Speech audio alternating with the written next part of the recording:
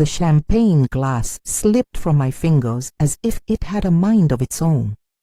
It tilted, not a dramatic spill, just the merest lean, the kind you only notice when you are looking for small things. A crescent of liquid hung at the rim, catching the terrace lights, and then a hand moved to steady it. A woman laughed at something across the table.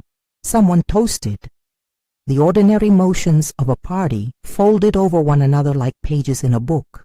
Then Helen's voice cut through. A single sharp sound, half gasp, half question. Her chair tipped back. Her hand went to her throat. She was down before I could stand. That image, the flute, the tilt, the small movement that made everything acute, is what I carry with me. It is also what changed the narrative of my retirement, from the one I had rehearsed in my head for years to something unrecognizable. If you like stories that unfold like a slow unspooling, please subscribe. I tell them the way they happen, not the way they look in a headline. We had gathered for a modest celebration. I had sold the consulting firm I'd built, the one that kept me busy for 35 years, and my family insisted on marking the occasion. My retirement party was to be a small, careful thing. Close friends, a few neighbors, my lawyer David, my son Michael and his family. The house was full of the things that made it mine. The white roses climbing the terrace rail, the ledger on my desk with last quarter's reconciliations, the little brass clock that had survived 3 moves. I had imagined myself pruning roses in the morning, reading in the sun. I had imagined dinners where no one asked about next quarter's projections. I had not imagined the tilt of a glass. I had not expected to be vulnerable in the way people mean when they talk about vulnerability. I had never been naive about money or about the way people look at it. My life had been a ledger, assets, liabilities, contingencies. Selling the company had afforded me a margin I had never known. It bought me options, travel, discretion, the chance to stop being constantly useful to someone else. It did not, I thought, buy me enemies. Helen was a warm presence at the party, an old friend who had been colleagues with a soft-spoken charm. She loved pale roses and lemon tarts, and she spoke to grandchildren like they were small monarchs. In her 70s, she moved with the steadiness of someone who had time on her side. When she laughed, the terrace seemed to lean into her. The last thing I saw before the silk of domestic light turned thin was her hand going to her throat, then a little convulsion, then stillness. The immediate chaos, the calls for water, someone alerting 911, the small army of hands and voices, was not the moment when I made up my mind. My first instinct was practical, not theatrical. Helen was the victim in front of us. A nurse among the guests began chest compressions. Someone placed a wet towel to her lips. Paramedics arrived and took over with a calm I admired. In the ambulance, Helen's face was pale as paper. I rode with her. In the hospital corridor, my own hands smelled of citrus and roses. I watched the fluorescent lights and catalogued the small differences between panic and method. Panic is a burst. Method is a series of small, deliberate acts. If you have ever managed a company, you learn to choose the latter. I had the presence, in that corridor, to notice the smallest things. The chip at the base of a champagne flute left on the terrace. The way Jessica, my daughter-in-law, smiled in a way that did not reach her eyes. The way Michael busied himself with his phone. That evening, when the doctors told me the words that would later be summarized in reports, they used gentle clinical language, symptoms consistent with ingestion of a plant alkaloid. The phrase itself is unornamented, the kind of thing designed to calm. They qualified it, a toxic exposure consistent with certain plant-derived compounds. In lay terms, they mentioned oleander as a possible match. Their caution was procedural. They needed tests, a lab analysis. They did not and would not speculate in the corridor. It would have been easy, and I will admit sometimes I was tempted to do something unwise, to confront Jessica in the hallway, to demand answers at the table where people were still holding their drained flutes. but I have spent a professional life restraining impulses until I had something solid. In the corporate world, you either produce evidence or you have nothing. I had to do the same now, not to be cold, but to be effective. Accusation without proof is a brittle thing. It breaks in your hand and cuts you. I called David before Helen was even off the gurney. He had been my attorney for 20 years. Precise, unflappable, the sort of man who treated legal problems the way I treated balance sheets. When I told him what had happened, he asked for facts. Not to dismiss feeling, but because facts are instruments that allow one to act without becoming prey to anger. He instructed me to leave everything exactly as it was, to allow the paramedics and hospital staff to document what they needed. He told me to make a list. I made my list that night in the hospital chapel while Helen slept under a pale sheet. On the back of a receipt I noted the chip in the champagne flute, the guests who had been near the table, who had drunk from which glass, who had touched what. I wrote down the names of the people I trusted, and the names of those who had always made me uneasy.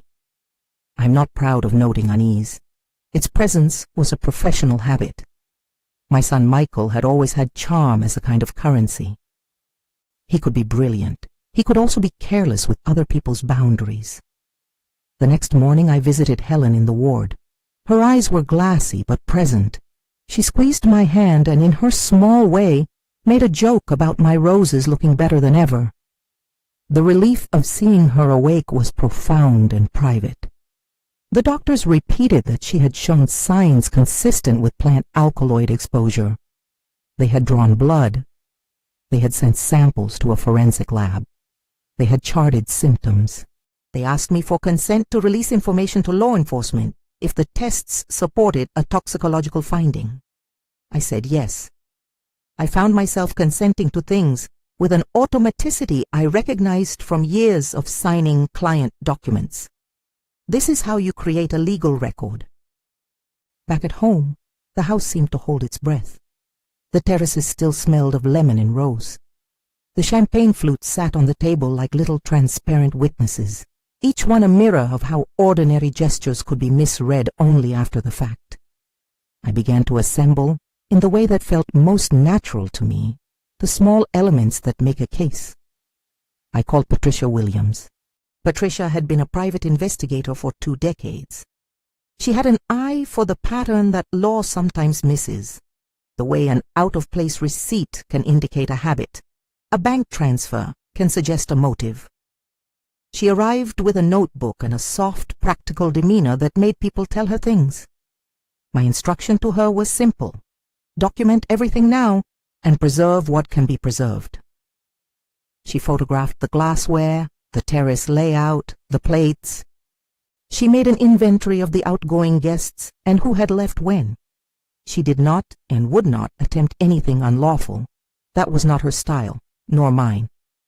We began to see threads, small and initially indistinct, that could be sewn into a tapestry. The first threads were financial, the sort of things that in corporate life you notice when you compare statements over time.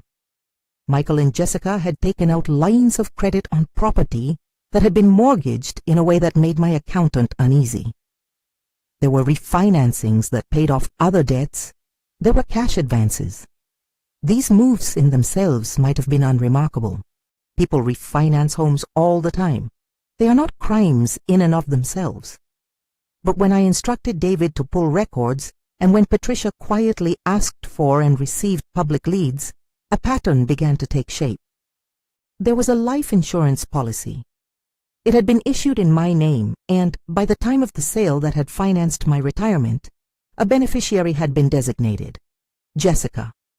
She had become beneficiary not long after her marriage to Michael. The policy was not enormous by national standards, but it represented an immediate financial interest.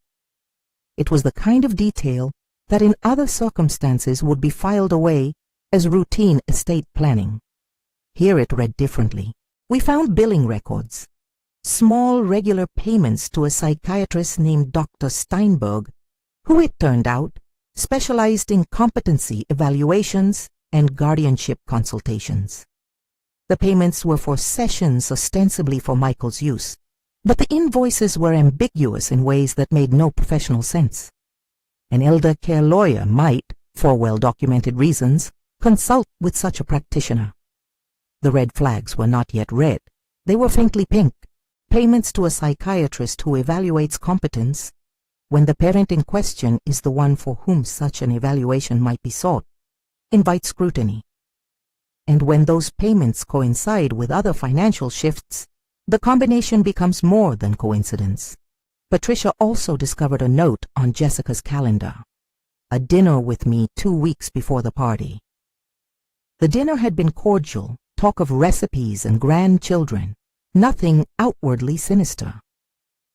But in the ledger of financial records, we found transfers, modest sums from Jessica, into accounts that paid for the refinancings, and a series of withdrawals whose recipients were opaque. Forensic accounting is not glamorous. It is a slow process of lining up debits and credits until a motive begins to look like a trajectory rather than a single flare. None of this still proved intent. The difference between motive and action is crucial in law. Motive is a story. Action is evidence. We had motive in a pile of bank statements. We lacked the thread that linked motive to deed. What bridged that gap was the small, deliberate visual I could not get out of my head, the tilt of Jessica's hand over a flute. To an ordinary eye, that could have been nothing. To an eye trained to read small things, it was the axis. When the lab called weeks later, I took the call in my study, where the light fell just so on the ledger. The analyst was careful with language, the way professionals are who distrust oversimplification. The blood samples from Helen contained residues consistent with a plant alkaloid. The phrase the lab used in writing, plant alkaloid consistent with oleander, is clinical. It is not a verdict. It is, however, a thread in a growing rope. The lab report said it could not determine the source beyond biological consistency. It had found the chemical signature in Helen's blood. That, combined with the timing of her collapse immediately after the terrace toasts, changed the geometry of what we were looking at. I will admit, in a way that is uncomfortable to confess, that I felt a small, almost corporate satisfaction when the pieces began to align. There is a human response to evidence that I have always recognized. In a conference room, you call it validation. Outside, it is harder to justify. But in those weeks, validation meant safety. If there was a pattern, financial moves, the insurance designation, the medical result, then we could take steps that might protect others from harm. We moved slowly and lawfully. David advised, Patricia documented.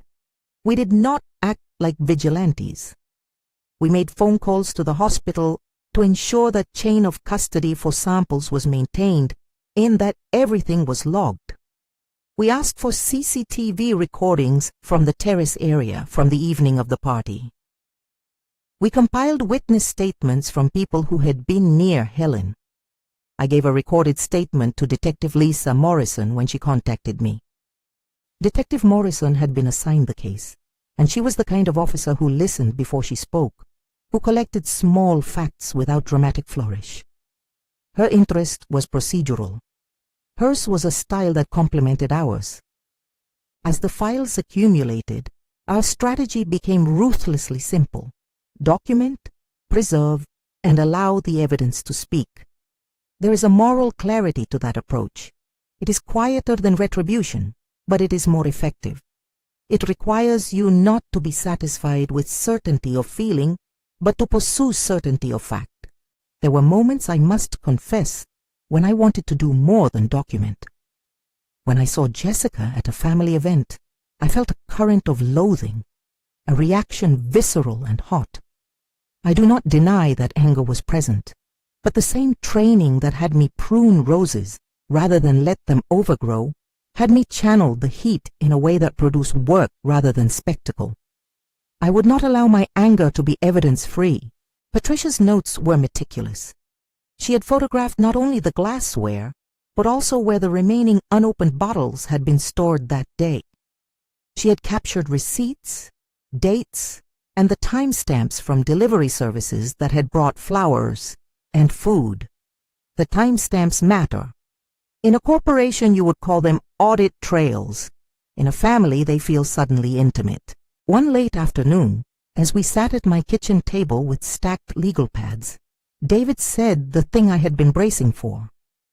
If we proceed properly, this will be a slow burn. He meant it in the way that only lawyers mean such phrases: a caution, an expectation. We will need to give law enforcement space to do their job. We will need to avoid public comment that might prejudice any potential prosecution. His tone was calm because he had handled worse public scrutiny with worse odds. I began to think about my granddaughter Emma, who had been 10 at the time of the collapse. She was a curious child, with her father's quick smile and my own stubbornness when cornered. She wanted to know why the house felt different. She wanted to know why her grandmother had been in the hospital. In the gentle way of children, she asked if people could be bad on purpose. How do you answer a question like that when you are still assembling the grammar of proof? You tell a child about safety and the importance of truth. You teach them that accusations need a foundation and that truth, like a garden, must be tended. There was another practical matter that night: security. We added a layer of procedural protection around my accounts and my living arrangements, not because I expected to be immediately threatened, but because prudence is a preventive form of kindness. I changed the passwords on my financial portals. I arranged that any significant account activity would require 2 confirmations. These are not romantic gestures. They are measures someone my age and background thinks of as mundane stewardship. Emails arrived, some sympathetic, some speculative. Social media murmured with the kind of rumor that flutters when something dramatic is smelled by many. I instructed David to speak with the police about a public statement. We made none. Rumor was a hungry animal. We did not feed it. The next break came in the form of a single, awkward text message that Michael had sent to my assistant 3 days after the party. It was fragmentary, and it hinted at worry about bills, about the cost of the retirement community that Jessica had mentioned in a passing complaint at the party. There is a line that connects complaint to motive and complaint to action, but the line by itself is not proof. Still, in combination with the lab finding and the insurance beneficiary, it made the case that something had begun to change in their lives before my celebration. I do not relish saying Jessica's name in the same breath as crime. Names are heavy. They carry histories and relationships. Jessica is a person. She had been a mother at a young age, a woman who could be charming, who had slipped easily into polite conversation at table. She had also been clearly under financial strain, as records suggested, and she had the motive that money can create. That motility does not equal guilt. It creates suspicion that must, by the standards of justice, be lifted by proof. We worked on the proof. Patricia found a pattern of transfers from Jessica's accounts into a series of intermediary accounts that later paid for refinancings. They were not direct transfers to a crime, but they looked like the plumbing of a budget under stress. David obtained copies of the insurance policy. It bore the beneficiary designation and a date. The policy's presence did not convict. It explained an incentive. Detective Morrison began to connect the dots on her side. One of the more disquieting things we surfaced was a small notebook I found tucked beneath a stack of recipe cards in my kitchen drawer. It contained notes from Jessica's earlier conversations, the kind of scribbles people make when attempting to manage a household they find overwhelming. Among mundane items, it had an entry: Guardian Eval, with a date beside it. It was an eyebrow raiser.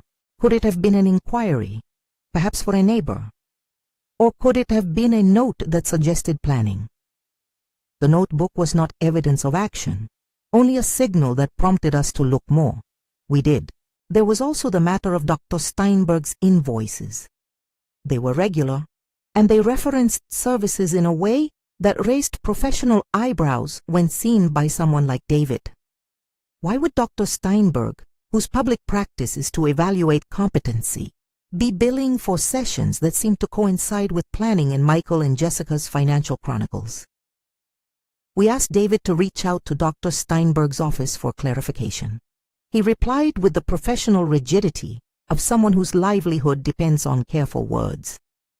The office said that the invoices were for consultations and that they could not discuss patient matters without appropriate releases. In parallel, we sought and received permission to have the remaining unopened bottles tested for residues. The lab work, again, came back with the notation we had feared and prepared for.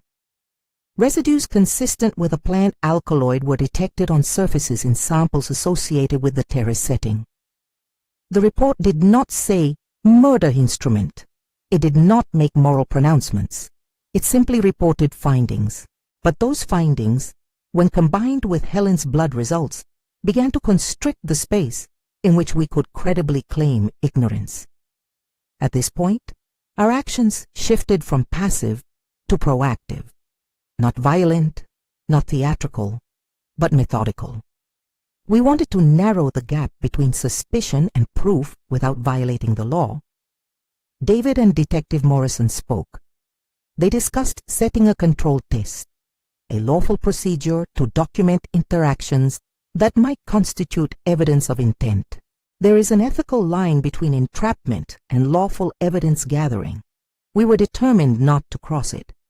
If the police were to conduct a sting or a recorded interaction, it would be done under the law's supervision. The point was to allow the truth to present itself under legal parameters. My house, which had once been a testament to small domestic pleasures, became a place of procedure. I keep a tidy home. I like things to have a place. Now those places had new functions: evidence storage, a folder labeled financial documents, a place for Patricia's camera. The Roses leaned as if in curiosity. Emma asked why there were so many folders on the kitchen table. I told her that grown-ups sometimes have to do difficult work to protect people they love. She nodded as if she had already understood the outline of responsibility. We were careful to protect privacy. There's a cruelty in gossip that becomes evidence-free rumor. We limited the circle of those who knew the details. I told only those I trusted and those whose roles required knowledge. You can feel isolated in such moments. I think that feeling is part of the human cost of choosing to pursue truth in a family way. People draw away, alliances fracture. I accepted that as part of the price of clarity. At the end of a long week, with an accumulation of documents thicker than I had expected, I sat alone with the ledger. I have always used ledgers for a reason. They reduce ambiguity. They ask you to reconcile numbers with action. On the terrace, the white roses were beginning to bud into the season. The juxtaposition of the delicate and the procedural was almost comic. Life insists on contrast. Memory does not permit us the luxury of simply being comfortable. It was then that David suggested a next move that changed the scale of our involvement. We would prepare a controlled legal mechanism, one that looked routine on paper, a power of attorney, a document for a hypothetical decision. And then we would observe the response. Not to entrap, not to encourage wrongdoing, but to give the state an opportunity to see whether there would be action taken that demonstrated intent. To do this lawfully, we would coordinate with Detective Morrison and make sure that any steps were within legal bounds. The idea was to allow the evidence to form itself in a way that could hold under the strictures of court. The plan had moral weight. It required me to be an instrument of procedure rather than of emotion. I had built my life on procedures. But this was different. This would be intimate. It would involve people I loved and had trusted. It required that I reconcile the internal ache of betrayal with the outward requirement of patience. I called Emma that night and told her, in a way scaled to her age, that the adults were trying to make sure that if anyone had done harm, they would be held accountable. She asked if we were going to be safe. I told her that we were doing things to be safe and that she should continue with school, and with the bright, steady way she pursued problems. She laughed, half a child and half a young woman already, and asked if she could help me alphabetize the receipts. She had a practical bent. It made me proud and guarded. The days that followed were a blur of legal consultation and quiet observation. Detective Morrison placed a few official calls. She asked for more documents, more timestamps, more corroboration. Patricia continued to log movements and to photograph the terrace from angles that made the chip in the champagne flute obvious, in a way it had not seemed on the evening itself. We found a small smear on a napkin that, when tested discreetly, suggested the presence of residues matching surface findings. As with everything else, the lab reported cautiously. It was a pattern, and patterns are compelling to investigators. I kept thinking of the tilt of that glass. Small gestures can be deliberate, they can also be accidents. The law, mercifully, does not decide on sentiment. It decides on the solidity of proof. We had motive, opportunity, medical findings, and a web of financial irregularities. What we needed next was to document any action that connected a hand to an outcome in a way that the law could translate into intent. That summer, as roses faded and the lights slanted earlier in the day, we made a decision to prepare a document. Not to expose anyone, not to shame them, but to observe. The document was routine in form. Prepared with counsel, it was intended to create a legally recognized moment where actions could be recorded, and where, if someone chose to do something that indicated malicious intent, there would be a public legal trace. We coordinated with Detective Morrison. We did not stage something that would trick a person into committing a crime they would otherwise not have committed. We instead created a lawful environment where true actions, not constructed ones, would be captured. On a small summer morning, with the garden damp and the roses once again promising a second bloom, I signed the papers. It felt strange to sign official forms that had once been my daily bread. I am not naive about the moral complexity of such documents. Power of attorney, directives, beneficiary designations. In ordinary life, they are instruments of care. In a life complicated by malice, they can be the battleground. I felt the weight of that in my hand as I signed. We were on the cusp, then, of the next phase.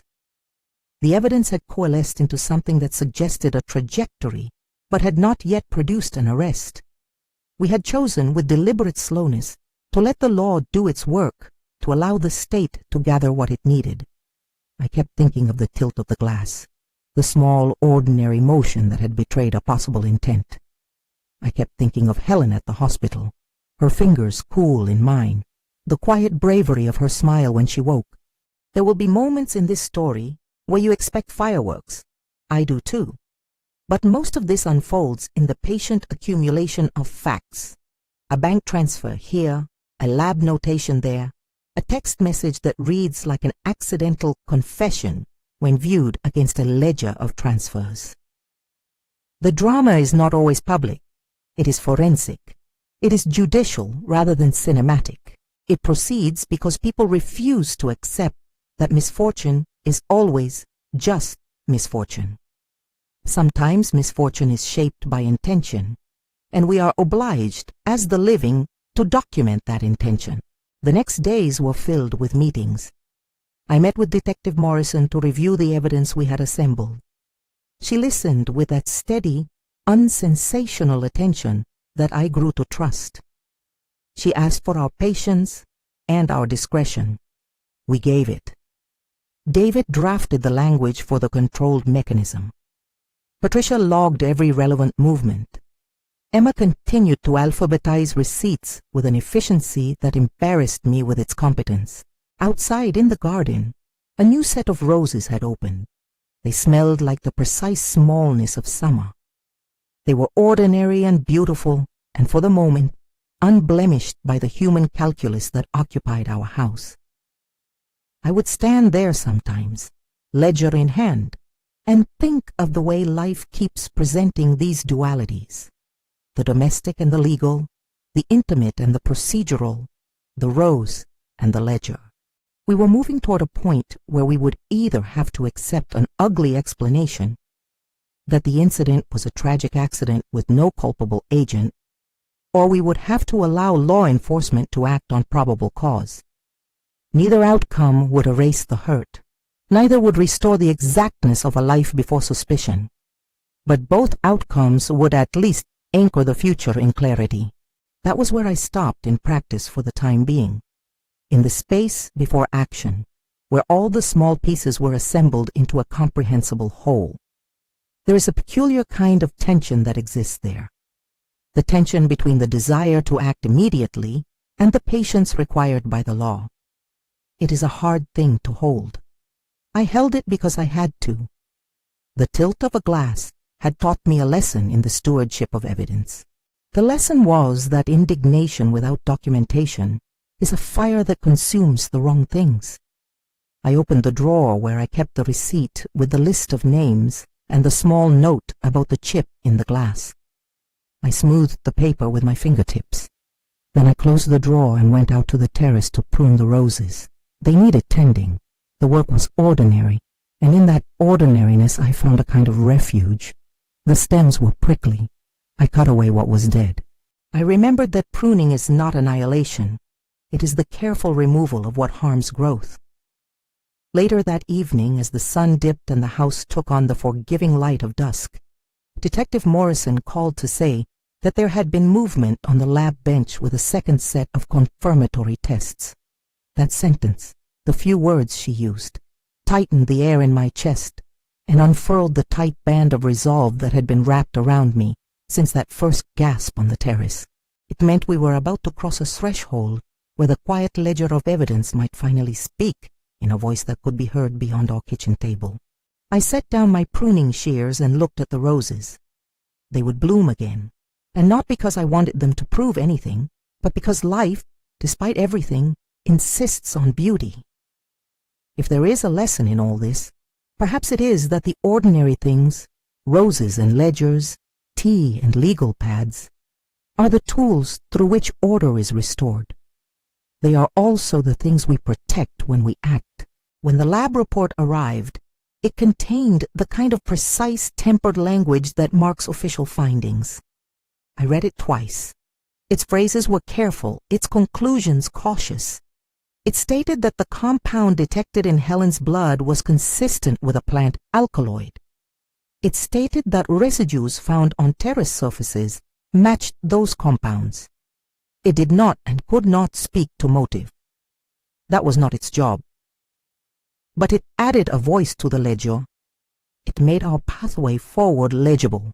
We were, at that moment, standing in the doorway between suspicion and action. We had assembled motive, opportunity, and medical evidence. The next steps would be orchestrated by the law. We would be preparing ourselves to be witnesses, to tell the story exactly as it had been, to allow others to do their work. I thought of Helen in the bed, her small smile, the way she had pressed my hand and said, almost conversationally, "Prune when you can." I remembered telling her then that I would. The roses in the gray afterglow of twilight whispered their small green sounds. The house felt like something that had been through a storm and was now deciding what to keep and what to let go. I turned in the doorway and locked the study door behind me. My ledger was closed for the night, the pens capped in their holders. Tomorrow would be for more meetings, more careful decisions. For now, I allowed myself a breath, and the quiet, uncompromising thought that had sustained me since the first tilt. Evidence, not vengeance. Procedure, not spectacle. The tilt of the glass had taught me to watch small things. That is how the rest of the story would be shaped. The movement that finally broke the case was small and almost laughably mundane. A silhouette on a grainy frame of footage, the tilt of a wrist captured by an off-duty camera at an angle none of us had thought to request, until Patricia insisted we get every scrap of recorded time around the terrace. When Detective Morrison called me and said simply, "We have footage," I felt the same crisp tightening I had learned to identify in boardrooms when a meeting shifted from theory to decision. My throat closed for a second. Then I asked to see it. The clip was nothing like the dramatic reenactments one sees on television. It was a fragment, 20 seconds on a poor quality feed that nevertheless showed the terrace in profile. Chairs, the white roses like small witnesses, the scatter of glasses on the little table. Helen was there, laughing at something someone off camera had said. Jessica moved beside her as if to assist, but in the grainy, slow motion of the recording, the subtle thing I had been carrying in my mind since that night reappeared. Jessica's hand reached out and hovered over a glass, and there was a small but unmistakable arc. The camera caught a brief flash of light at the rim of the flute, a motion that, seen again and again, stopped feeling plausible as an accident. It was not a smoking gun. It was an image that needed context. That context came from the other pieces that had been building. The lab findings, the recorded transactional plumbing in the accounts, Patricia's photographs, the calendar entries, the notebook in my drawer. Put together, those elements created a geometry of probability that Detective Morrison turned into probable cause. The arrests were methodical. They were not cinematic. Police knocked on doors in the middle of the morning, lawful and precise. There was no yelling in my living room.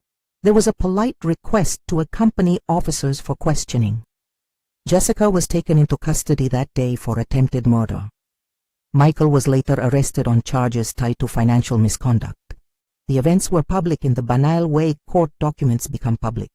A docket listing, a line on a news site, a neighbor forwarding a headline.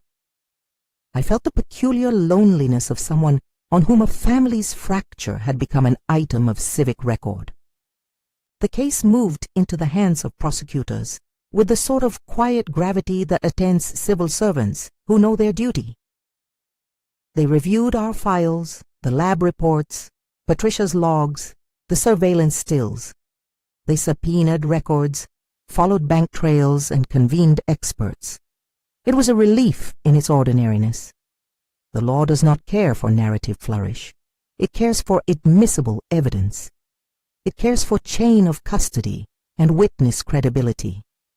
It cares for the small, replicable facts that stand up to cross-examination. In the months that followed, there were hearings and motions, legal prosaicities that could, to someone outside the system, feel interminable. We watched them with the patience of people who knew time could be used as a tool. Detective Morrison was steady throughout. She guarded our work from leaks. She advised us when silence was necessary and when a statement could be helpful to the prosecution. David advised me on every procedural step, what to say to the press, nothing, and how to prepare to testify. Patricia continued to document with a restraint that sometimes made me feel foolish for how dramatic my internal life had been. The forensic testimony was precise and measured, the kind of testimony that possesses its own moral clarity.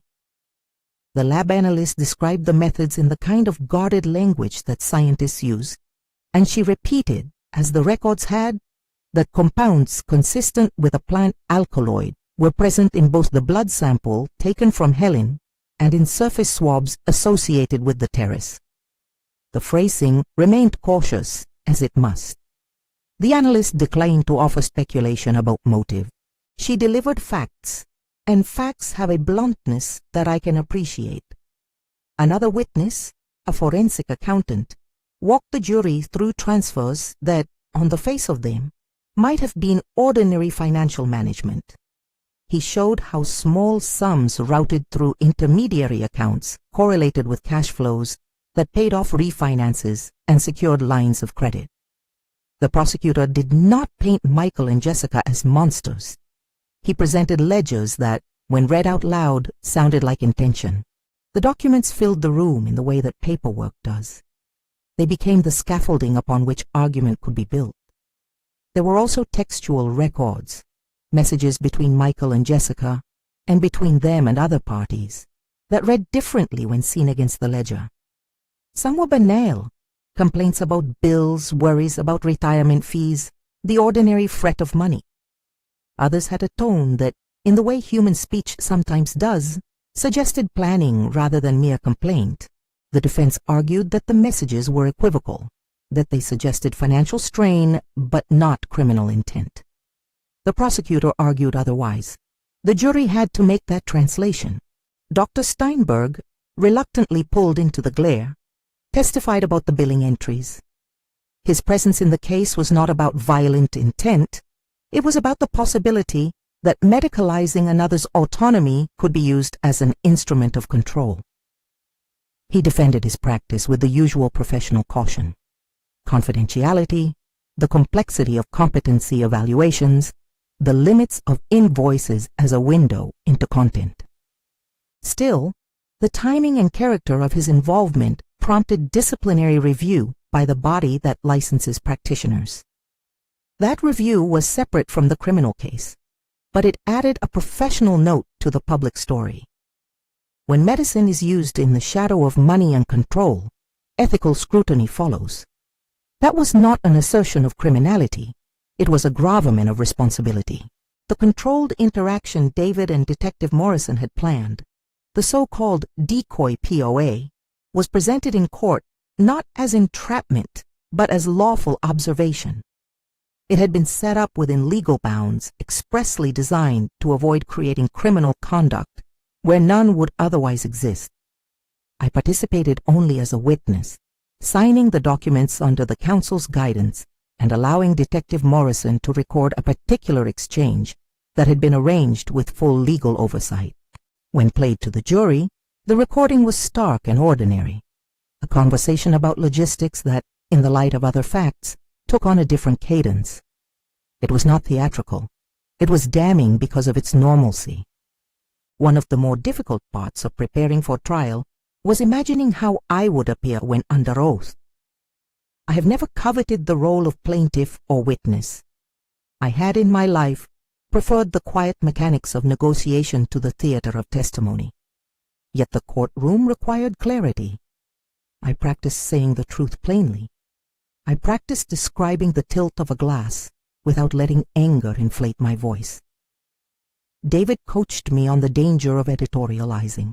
Detective Morrison coached me on sticking to what I personally had observed. Patricia gave me the comfort of her presence. She would testify to her photographs and logs. Those images would anchor my words. On the stand, I found that the act of telling what had happened in measured detail restored something to me.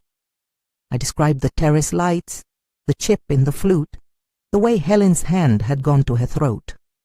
I described my thought process in the hospital corridor, my call to David, and the reason I had chosen to document rather than confront.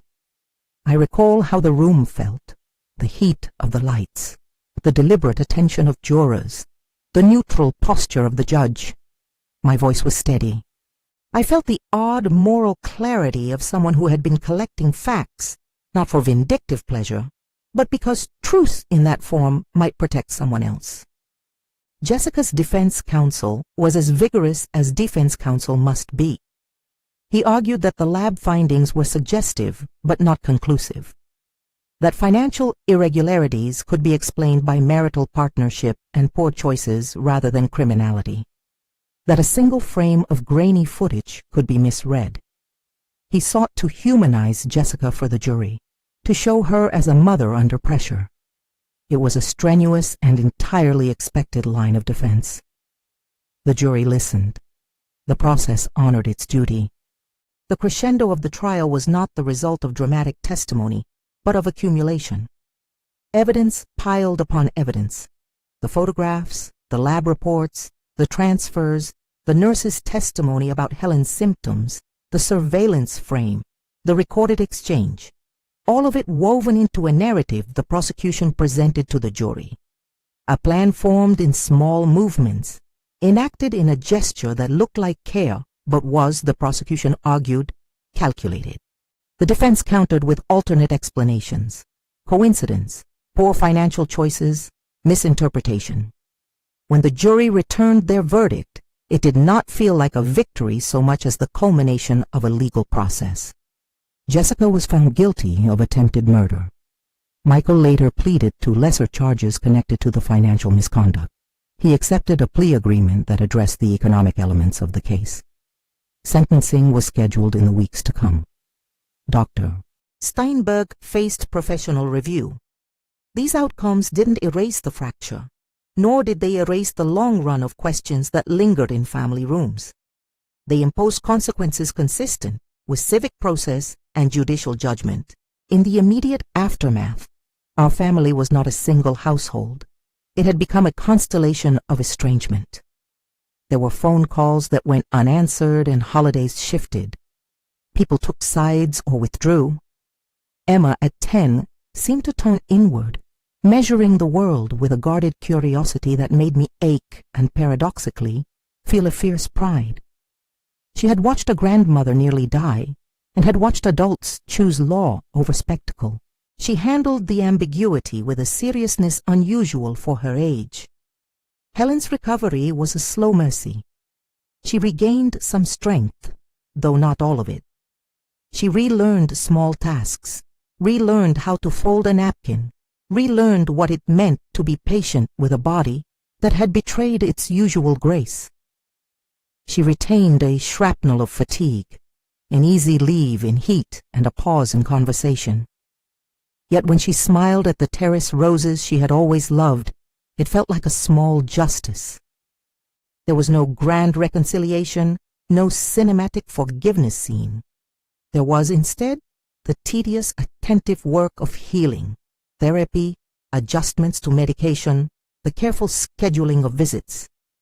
I visited frequently. We pruned roses together when she was able. She kept her humor, the same quip about my roses I had heard in the hospital over and over again. Visiting days at the correctional facility were, in their own way, a study in humility. The room was clinical. The interactions were brief and contained by rules designed to maintain safety and order. I sat across from Jessica once. We spoke, haltingly at first, and then in the slow cadence that accompanies important conversation. I asked her why she had done it. She answered, not with the confession I had sometimes fantasized about, but with explanations that folded into concern for bills, for a life that had run out of plausible options. I listened. There was anger in me, sure, and a cold, practical sadness that felt like grief. There was also, beneath it all, the human ache of someone who had once considered this person family. I did not offer absolution. I did not pretend not to feel betrayed. But I left that visit with a clear sense that punishment, while necessary for civic reasons, did not close the emotional ledger in my heart. There are things justice can do: remove danger, affirm responsibility, create record. There are things it cannot do: make trust return or time rewind. My feelings were not simple. They resided in a pocketed place: resentment for a betrayal, sorrow at a life gone wrong, and a desire for my own peace to be preserved. Emma watched the adult world with a measuring, and in time, a purpose. She grew from a child who alphabetized receipts into a teenager with an appetite for understanding how institutions work. She asked questions, sharp, practical ones, about guardianship, about trustees, about the reading of a will. She wanted to know how to prevent the sorts of vulnerabilities she had witnessed. I answered as best I could, with the kind of counsel that had protected me as an executive, and with the more tender counsel one offers a grandchild. When she turned 18, she applied to law school. The thought of her sitting down to study statutes and evidence felt like a bomb in a bulwark. I paid for her application fees and set up an educational fund for her with the explicit intent of making sure that one member of our family would have the tools to navigate legal systems without being overrun by them. In the years that followed, I took a different kind of action, less dramatic, but perhaps more durable. David and I revised my estate documents. I amended trusts, clarified successor trustees, simplified beneficiary designations, and required multiple signatories for significant transfers. These were, to be clear, not measures taken in fear, but measures taken in sober prudence. I installed additional security for myself, not because I expected another attempt at violence, but because prudence is a form of respect for the life you have left. I shifted certain assets into vehicles that required oversight. I appointed fiduciaries whose professional duty was clear and enforceable. I spoke with my banker about alerts, and with David about the need for transparency where unilateral action could harm someone else. I also took steps to heal in quiet ways. Helen and I took to walking the garden in late afternoons. We learned to sit in the sun. We ate lemon tarts when the mood allowed, and we spoke of the small and predictably tender things that constitute friendship. There were conversations we skirted around, truths that would not be articulated. There were also moments of ordinary laughter, Emma telling a story about a professor who had misread a case, Helen misplacing her reading glasses yet again. Life, mercifully, resumed its ordinary insistence. The legal paperwork in my house grew into a testament to what I had learned. Clarity of instruments, redundancy where there had to be, and the humility to ask for oversight.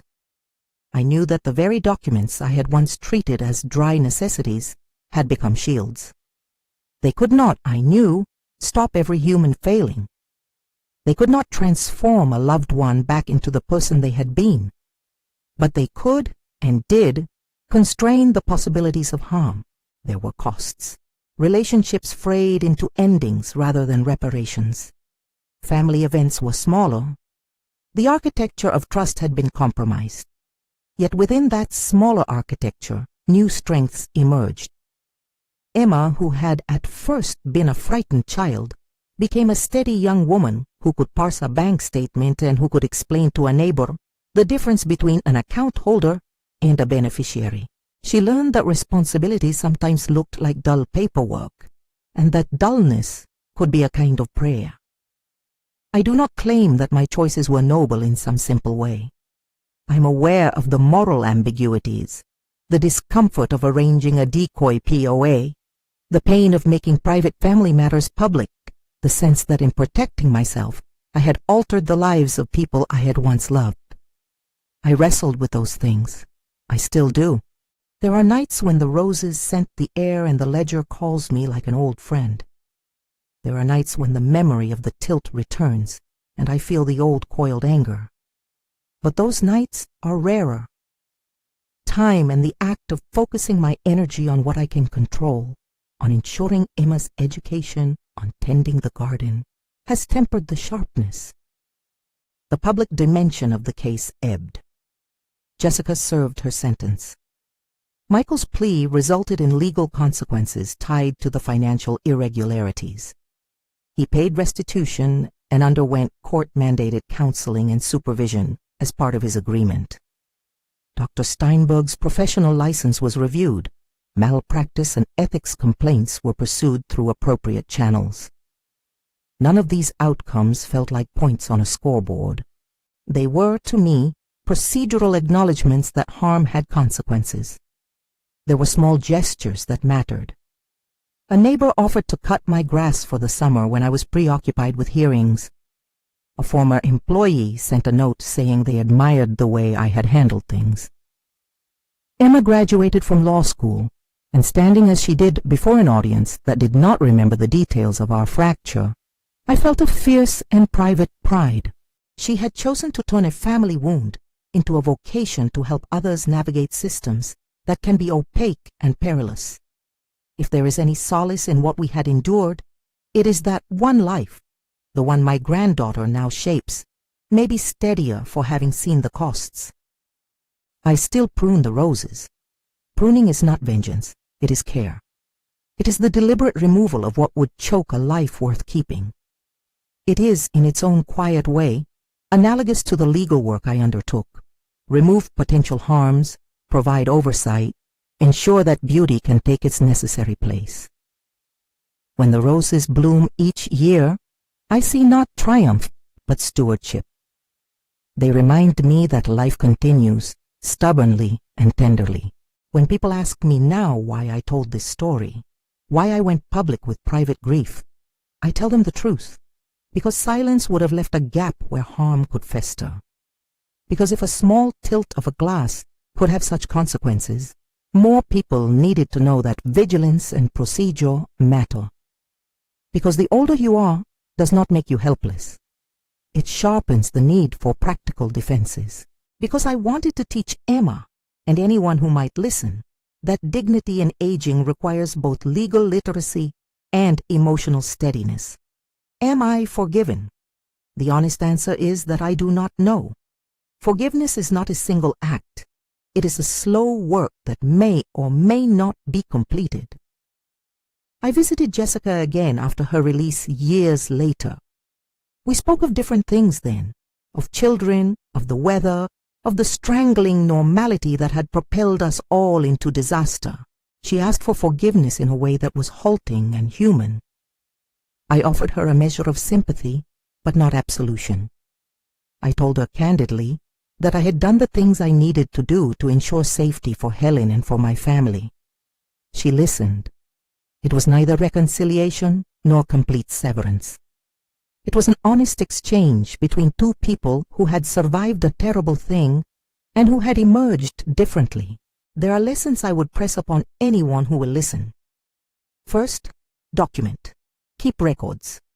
Not because you seek to be suspicious of those you love, but because clarity protects relationships from accusations that have no basis. Second, consult counsel early. A good attorney turns emotion into action that the law can use. Third, steward relationships and assets with care. Beneficiary designations, powers of attorney, and trust instruments are not merely bureaucratic maneuvers. They are moral instruments that protect the vulnerable. Fourth, do not mistake age for weakness. Living long gives you perspective and tools. Use them. Finally, remember that the law is slow by design. It requires patience. It demands facts. It will not return love, but it can prevent further harm. Pursuing truth through lawful means is exhausting and costly. It is, in the end, the only way to ensure that accountability has a basis in evidence rather than rumor. I have lived long enough to know that justice is rarely neat. It is, however, necessary. The roses are in bloom as I finish this. They are not perfect. Some petals are torn by wind. Some stems bear the scars of pruning. They open, nevertheless, to the sun. I sit at the terrace table sometimes and think of the tilt of that glass, and of all the small, ordinary things, receipts, ledgers, photographs, that together made it possible to prevent further harm. I think of Helen's laugh and of Emma's hand in mine when she first alphabetized those receipts. I think of David's steady voice and of Patricia's photographs and of Detective Morrison's patient competence. I think of the ways in which procedure and tenderness can coexist. If you have a story about protecting a legacy or about navigating betrayal within a family, share it in the comments. There is strength in exchange, and perhaps through speaking plainly, we can help one another take steps that preserve dignity for ourselves and for those we love.